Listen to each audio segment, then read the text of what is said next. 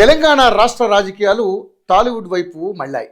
గత 4 రోజుల నుంచి అల్లు అర్జున్ కేంద్రంగా రాజకీయం నడుస్తోంది. అల్లు అర్జున్ అరెస్ట్ అయినప్పటి నుంచి కేటీఆర్ ట్వీట్స్తో దుమారం రేగింది.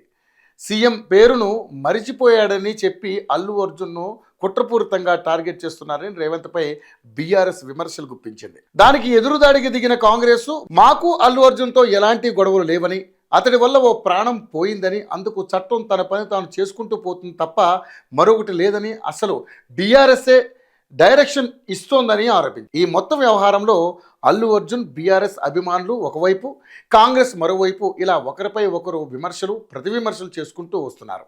ఇక అసెంబ్లీ వేదికగా రేవంత్ మాటలపై కూడా బన్నీ రియాక్ట్ అయ్యాడు. దానికి కూడా కాంగ్రెస్ ఎదురుదాడికి దిగింది.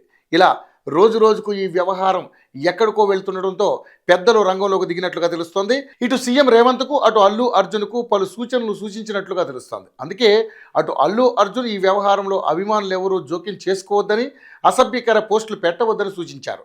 ఇటు సీఎం రేవంత్ కూడా మంత్రులకు, పార్టీ నేతలకు అల్లు అర్జున్ వ్యవహారంలో ఎవరూ ఏమీ మాట్లాడవద్దని ఆదేశించారు.